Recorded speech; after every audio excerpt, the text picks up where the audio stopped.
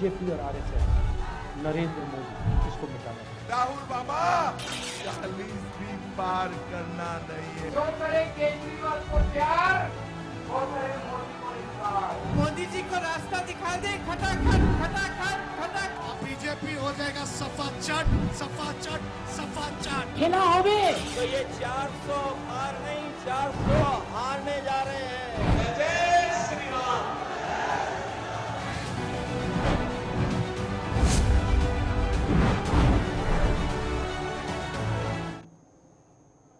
Exit poll 2024 में आपका स्वागत है। और एग्जिट पोल ने भारतीय जनता पार्टी के माथे पर विजय का तिलक लगा दिया है।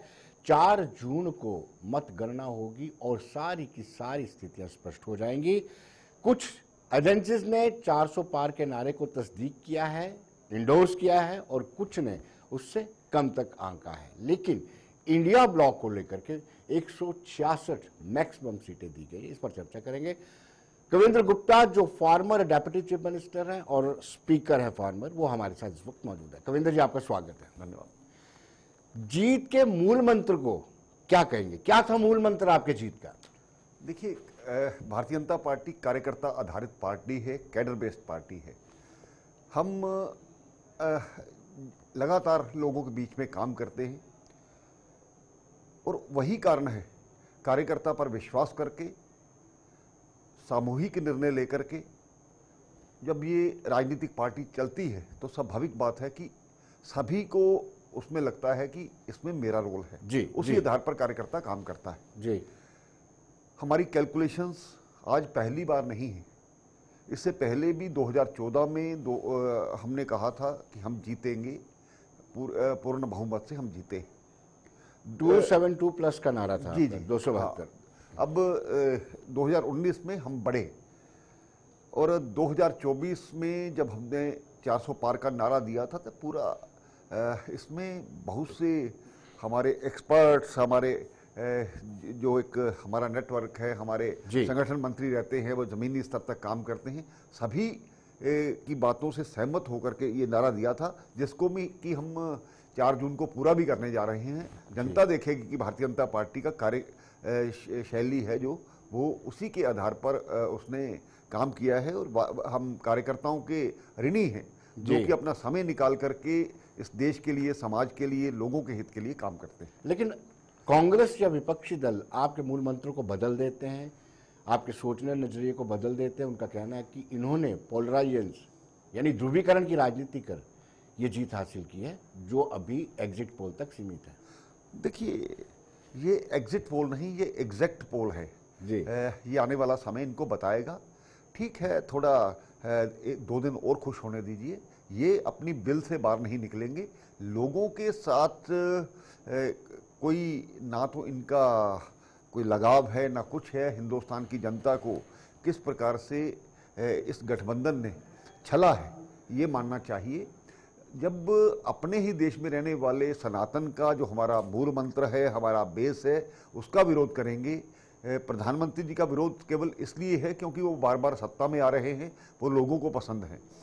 ना तो कोई नीति थी इनकी पूरे इलेक्शन के दौरान, ना कोई नीयत थी, ना कोई जनता के साथ लगाव था। चंद वोट बैंक के खातिर ये देश को बर्बाद करने पर तुले हुए थे। लोगों ने इसको जाना, समझा, परखा और आज नहीं, कांग्रेस और इसके जो साथ जो एलाइड दल हैं या कांग्रेस से निकले हुए हैं, लोगों ने इनको बहुत अच्छी तरह से जानते हैं किस प्रकार से इन्होंने देश को लूट कर खाया। 1947 से सबसे पहले देश का बंटवारा किया और आज भी ये साउथ के जो हमारे राज्य है वहाँ पर जाकर के इस प्रकार के भाषण देते हैं, इसको अलग किया जाएगा, ये तो भारत को ये बांटना चाहते हैं और संविधान में हम इस तरह के परिवर्तन करेंगे। इन्होंने ये कहा कि एक पर्टिकुलर समाज को, मुस्लिम समाज को हम उनकी जनगणना के आधार पर वो करेंगे। इस देश में बाकी भी समाज रहता है, क्या उसके आधार पर भी करना चाहिए? केवल एक समाज को खुश करना। कवि जी, इसी को कहते हैं ध्रुवीकरण की राजनीति। जब आप कहते हैं कि ज़्यादा बच्चे वालों को आपकी संपत्ति का हिस्सा दे देंगे, ज़्यादा बच्चे वालों से मतलब ध्रुवीकरण।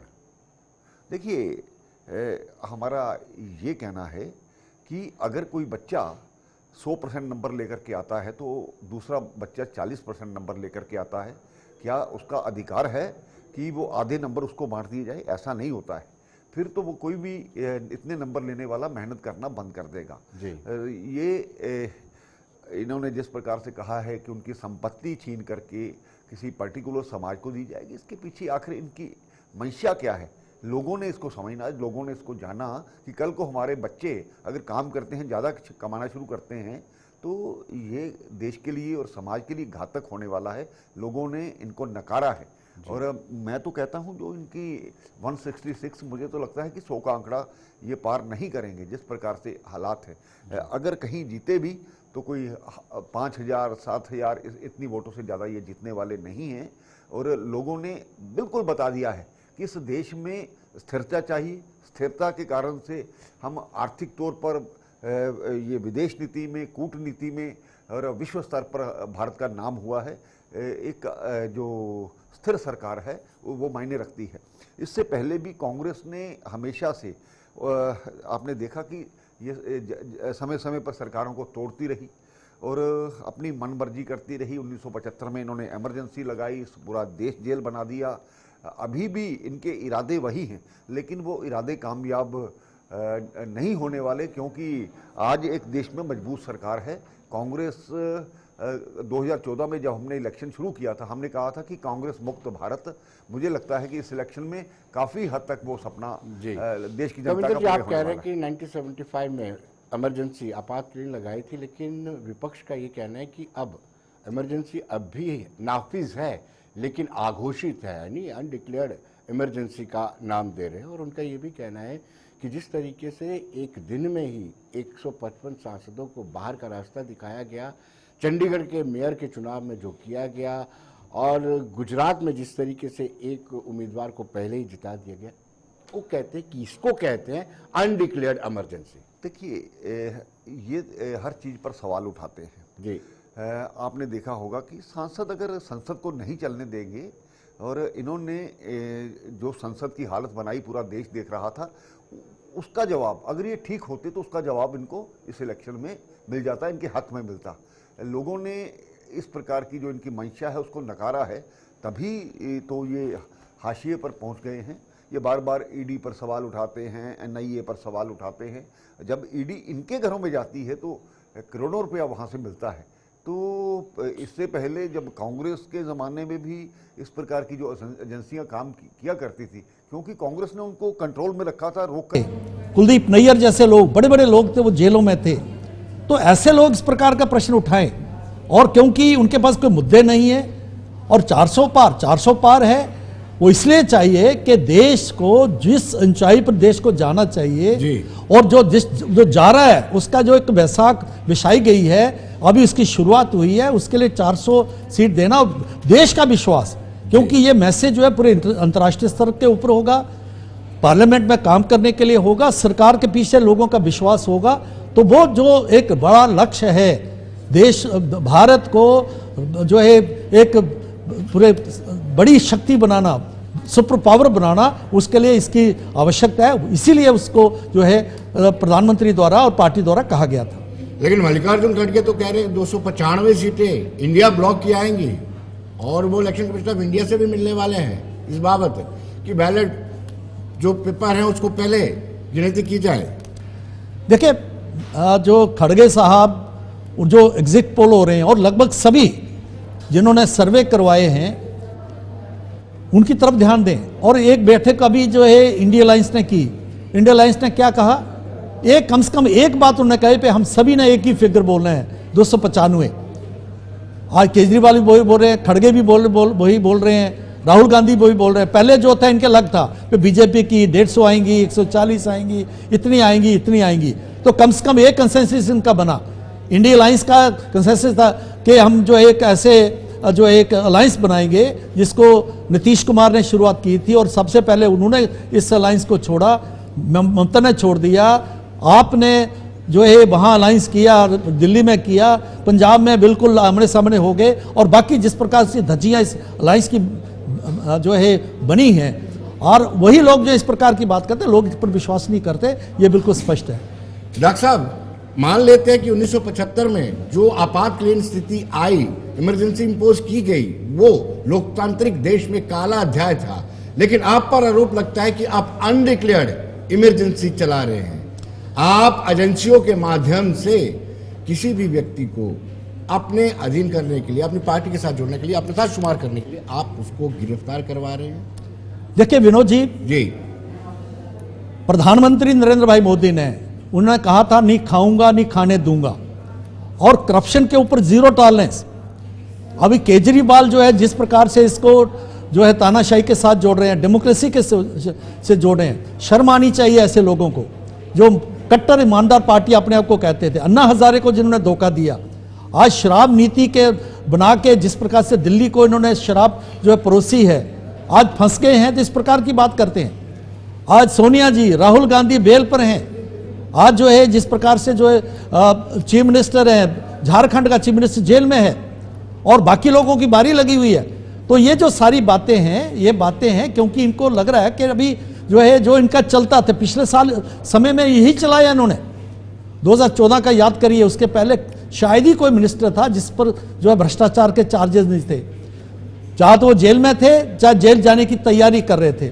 और उसके ऊपर जिस प्रकार से जो है लोगों ने विश्वास जो है व्यक्त किया प्रधानमंत्री मोदी जी के नेतृत्व में, और उन्होंने जो विश्वास दिया देश को, उसके ऊपर वो खरा उतर रहे हैं। और आने वाले वक्त में इसके ऊपर और सख्ती से किया जाएगा।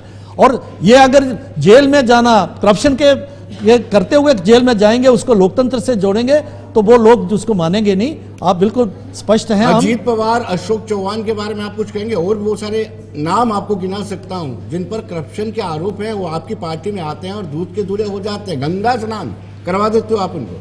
देखिए विनोद जी, कोई दूध का दूल्हा नहीं है। जिनके ऊपर ये आरोप हैं, कानून अपना रास्ता ले रहा है, जहां अदालतें हैं, जहां एजेंसीज हैं, कोई किसी को छोड़ नहीं रहा है। अल्टीमेटली आप देखेंगे कि उनको जो वो भुगतना पड़ेगा। अगर उनकी गलती होगी तो उनको भी वही सजा मिलेगी जो कानून में किसी अन्य को मिलती है।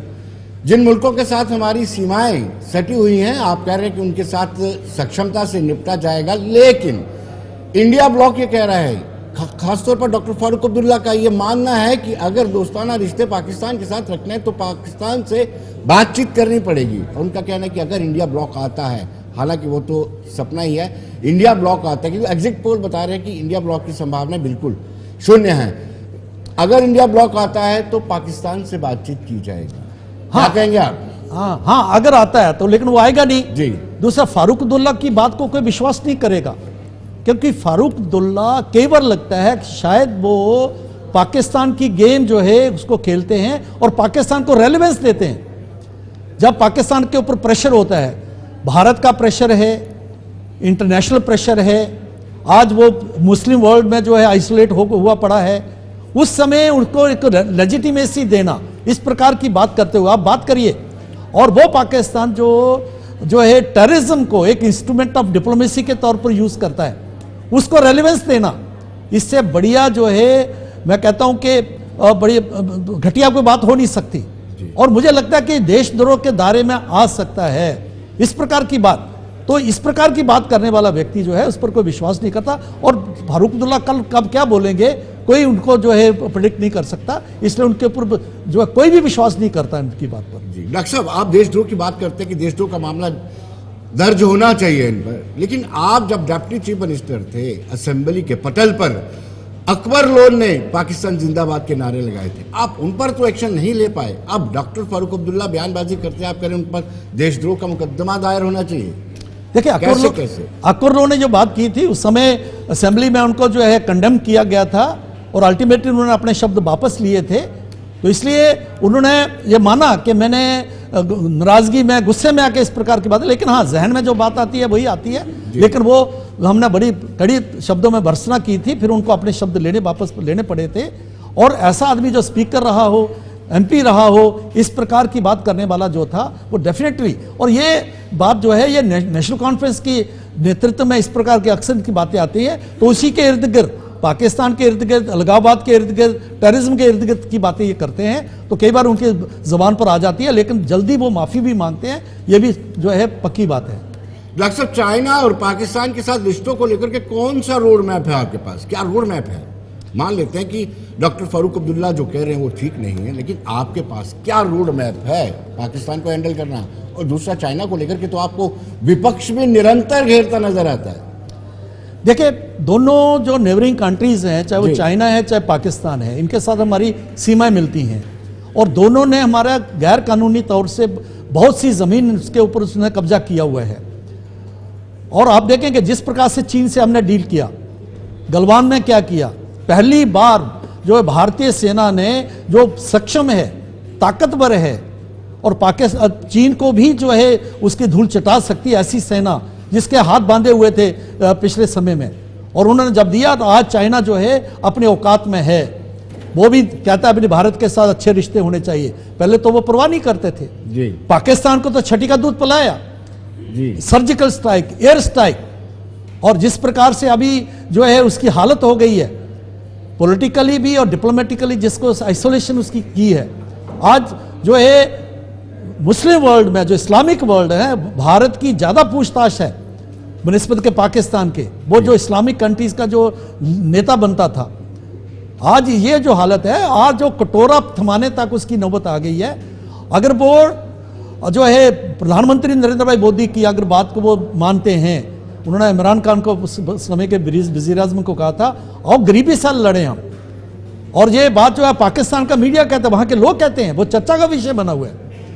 तो इस प्रकार की बात, पाकिस्तान के लोगों के साथ हमारी दुश्मनी नहीं है, वहाँ की जो एस्टेब्लिशमेंट है, वहाँ की जो पॉलिटिकल जो लीडरशिप है, वहाँ की आर्मी है, ISI है, जो बिल्कुल नहीं कहते जिएंगे नहीं जीने देंगे सनम। इस प्रकार की जो बात है, इस प्रकार के पाकिस्तान को जो भाषा वो जो समझता है उसी भाषा में बात की जाएगी। डॉक्टर साहब, 2029 में लोकसभा के चुनाव होंगे, क्योंकि विपक्ष ने अपने चुनाव प्रचार में ये बहुत डराया है लोकतंत्र खतरे में आ जाएगा अगर NDA की सरकार दोबारा आती, दोबारा चुनाव ही नहीं होंगे, रशिया जैसी स्थिति बन जाएगी। देखिए, वो देखा मैंने केजरीवाल को इस प्रकार के बयान देते हुए देखा, बाकी लोग भी करते हैं।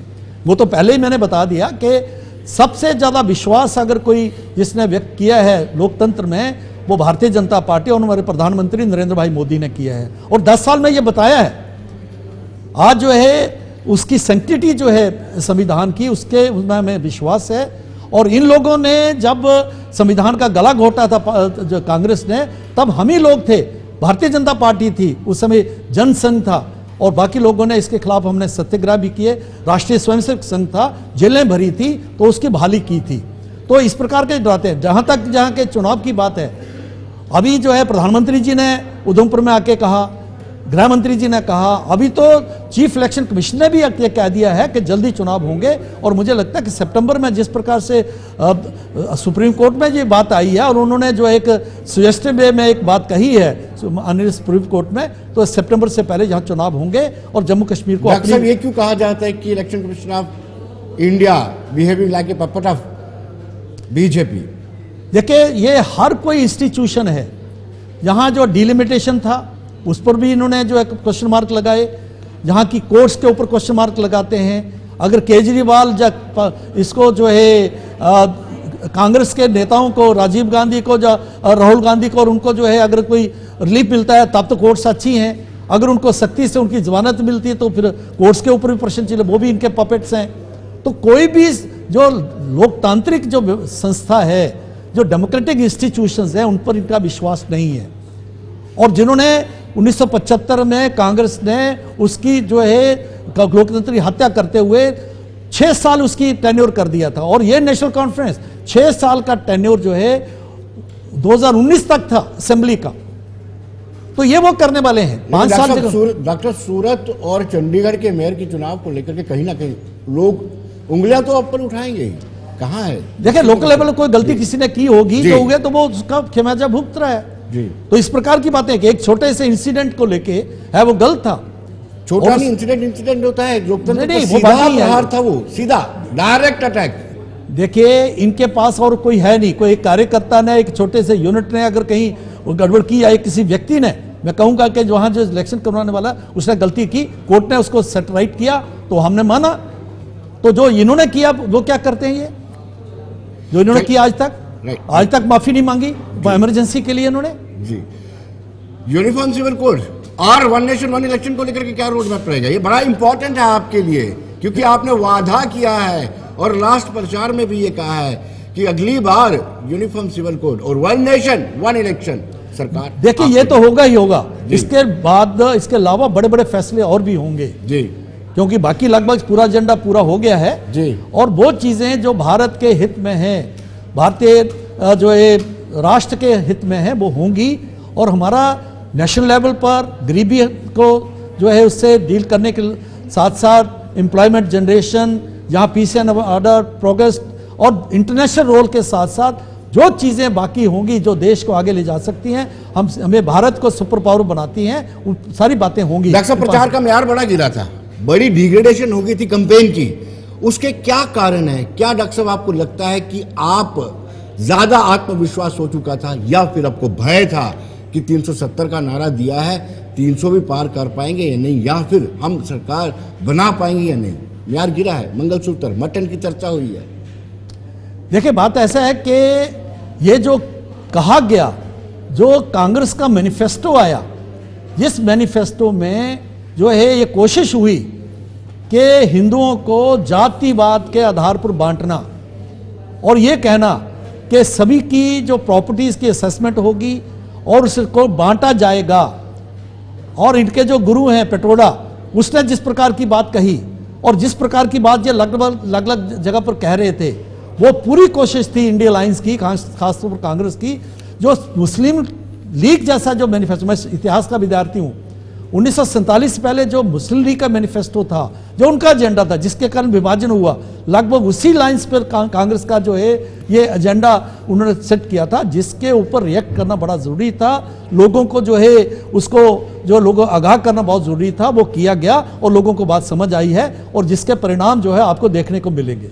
कांग्रेस का आरोप है कि जिस तरीके से ये कहा कि ज्यादा मुस्लिम, ज्यादा बच्चे वालों को, मुस्लिम शब्द का भी इस्तेमाल किया गया, आपकी संपत्ति एक भैंस उसको दे दी जाएगी, एक उसको दे दी जाएगी।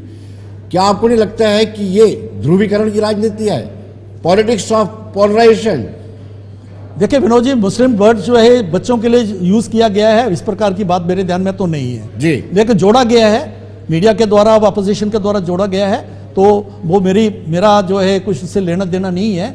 लेकिन एक भैंस अगर प्रॉपर्टी का असेसमेंट होके उसमें से जो है अगर बांटी जाएगी, तो अगर किसी ने अपनी वो अर्जित की है, मेहनत से की है, तो इस प्रकार का, जैसे उसने कहा कि अगर बाप की जो प्रॉपर्टी है, उसके बाद जो पेट्रोडा ने कहा बाप की प्रॉपर्टी है, उस बाप की प्रॉपर्टी को जब बाप की डेथ के बाद उसको आधी 50% प्रॉपर्टी स्टेट की हो जाएगी, 50% उसके पास रहेगी जी। तो ये इनहेरिटेंस जो है रूल है, उसके ऊपर ही अटैक था जी। और वो आदमी, डॉक्टर साहब ये भी कहा जाता है कि सैम पेट्रोदा और मणिशंकर अय्यर आप ही के आदमी हैं, चुनाव जैसे ही आता है वैसे उल्टे सीधे बयान देते हैं, कहीं सेटिंग तो नहीं कर रखी है आपने?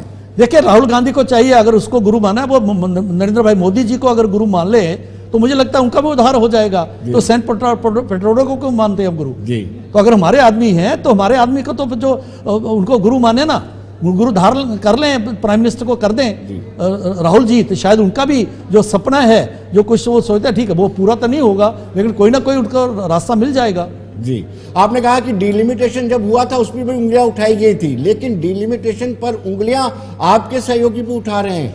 अपनी पार्टी को आपकी एबीसीडी पार्टी कहा जाता है, टीम कहा जाता है। उन्होंने कहा कि अगर हम सत्ता में आए या हमारा ही कैंडिडेट जीत गया तो हम जो पुंछ रजौरी वाला एरिया अनंतनाग से उस साइड कर देंगे, यानी जम्मू प्रोविंस में पुंछ रजौरी को जोड़ देंगे। देखिए एक तो अपनी पार्टी के साथ या किसी पार्टी के साथ हमारा अलायंस उस प्रकार का नहीं है। हाँ ये ठीक है कि उसको जो है कार्यकर्ताओं ने सपोर्ट किया, हम लोगों ने सपोर्ट जरूर किया कि जब ये कहा गया कि 3 पारिवारिक पार्टी को छोड़ के किसी को करना है, तो उन्होंने पहाड़ी कैंडिडेट दिया था और अच्छे पढ़े लिखे थे, रजौरी पुंछ के थे, तो हमने सपोर्ट किया, उसमें दो राय नहीं।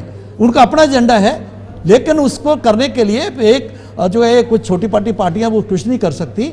भारतीय जनता पार्टी की जिसकी मेजॉरिटी है और जो 2/3 मेजॉरिटी आने वाली है, और जो है अगर उन्होंने किया, और ये डिलिमिटेशन ये एक जो कॉन्स्टिट्यूशनल बॉडी है उसके द्वारा जो करने का है, उसके किसी पॉलिटिकल पार्टी के दायरे में नहीं आता। अगर किसी ने भी बात की आरक्षण को लेकर के डॉक्टर साहब की क्या राय है? क्या आरक्षण इंटैक्ट रहेगा?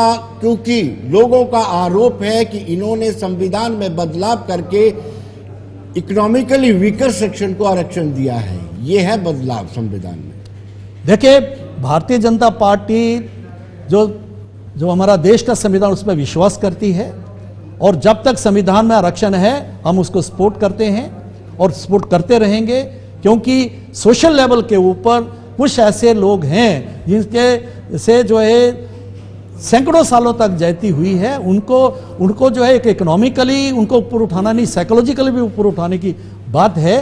लेकिन हम जो है धर्म के आधार पर रक्षण किसी को मिले उसके विरोधी हैं।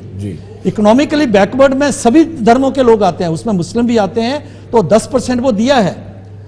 तो इसलिए रक्षण जो है जो संविधान के दायरे में है वो कंटिन्यू हो। भारतीय जनता पार्टी उसके ऊपर बिल्कुल जो उसको सपोर्ट में है और हमेशा रहेगी। जी डॉक्टर साहब, अब सवाल ये उठता है कि जम्मू कश्मीर की सियासत पर अगर बात करें, आपने कश्मीर की 3 सीटों पर अपने कैंडिडेट ही नहीं उतारे। बड़ी बात यह है कि आप ये दावा करते रहे कि 2 करोड़ 11 लाख टूरिस्ट आपके टिप्स पे होते हैं। पत्थरबाजी खत्म, आतंकवाद पे डिक्लाइन आया है, अलगाववाद खत्म हो चुका है, G20 का सफल आयोजन कर दिया है। कैंडिडेट नहीं उतार पाए, उंगलियां जरूर उठाएंगे लोग। देखिए, ये जो हम कह रहे थे उसका जो है परिणाम हमने चुनावों में देखा। ये पहली बार हुआ है 30-40 साल के बाद इतनी मात्रा में लोगों ने वोट डाले हैं। और जिस प्रकार से जो है नॉर्थ कश्मीर में बारामूला में 61% के लगभग, जी 38% जो इसमें डाले हैं, इसी प्रकार से 50 से ऊपर जो है रजौरी पुंछ उसमें डाले हैं। अनंतनाग में जो बिल्कुल कहना चाहिए डेन था सेपरेटिस्ट का, टेररिस्ट का। तो ये उसको बताता है कि जो हम कह रहे थे कि लोकतंत्र जहां पनपे और जहां पर लोकतंत्र जो है लोग जो भारतीय संविधान में विश्वास व्यक्त करें, और अगर जमायत इस्लामी के जो लोग कहते हैं कि हम भी वोट डालते हैं और उसमें कहते हैं हम भी चुनाव की प्रक्रिया में आना चाहते हैं, इस प्रकार से ये बहुत बड़ा उपलब्धि है जो है हमारे देश की। लेकिन जो आपने मूलतः प्रश्न किया है, देखिए भारतीय जनता पार्टी जम्मू कश्मीर में जो रूटीन की राजनीति नहीं करती, क्योंकि हम चाहते थे कि 5 अगस्त 2019 के बाद जो अचीवमेंट्स जम्मू कश्मीर की आई हैं, लॉ एंड ऑर्डर है, पीस, आतंकवाद पर जो है रोक लगी है, अलगाववाद के ऊपर रोक लगी है, डेवलपमेंट शुरू हुआ है, टूरिस्ट आना शुरू हुए हैं, आज यहाँ पर विश्वास जगा है, उसको कंसोलिडेट करने के लिए और इस लोकतंत्र में, इस चुनाव में रियल इशू डिस्कस हो, जो असली इशू डिस्कस हो, उसका मैं ये पूछ रहा था कि आप ये कह रहे हैं कि मतदान प्रतिशत में जो इजाफा हुआ है वो इस अमन का नतीजा है। लेकिन पीपल्स डेमोक्रेटिक पार्टी, बाकी जो रीजनल पॉलिटिकल पार्टीज हैं, उनका यह तर्क है कि लोग बाहर निकले हैं। जो फैसला 5 अगस्त 2019 को लिया गया था उसके विपरीत लोगों ने अपना रोष जाहिर किया है। मैं कहता 1 सेकंड के उनकी बात भी मान लें, चलिए, लेकिन उन्होंने अपना विश्वास व्यक्त किया भारतीय संविधान में।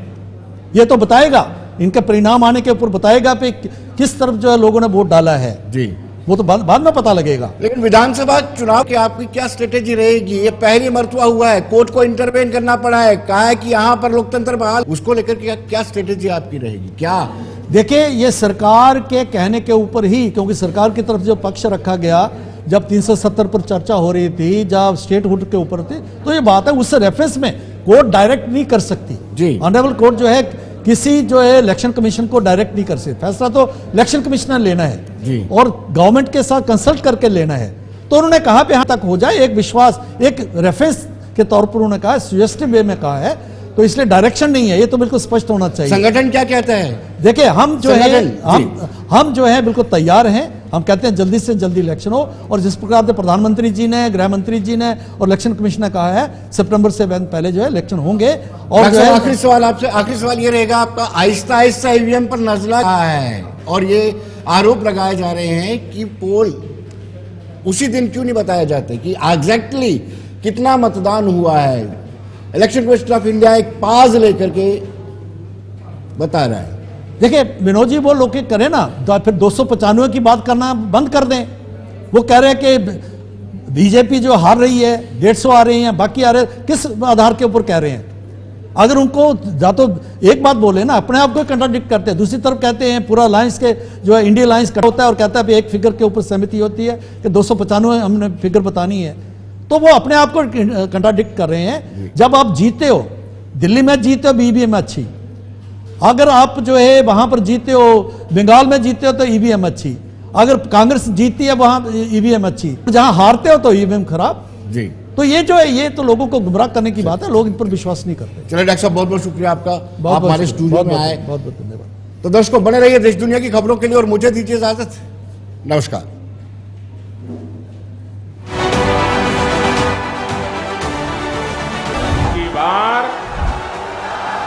और आरएसएस नरेंद्र मोदी इसको मिटाना है। राहुल बाबा 40 भी पार करना नहीं है। जो करे केजरीवाल को प्यार, वो करे मोदी को इनकार। मोदी जी को रास्ता दिखा दे, खटाखट खटाखट खटाखट। बीजेपी हो जाएगा सफा चट सफा चट सफा चट। तो ये 400 पार नहीं 400 हारने जा रहे हैं।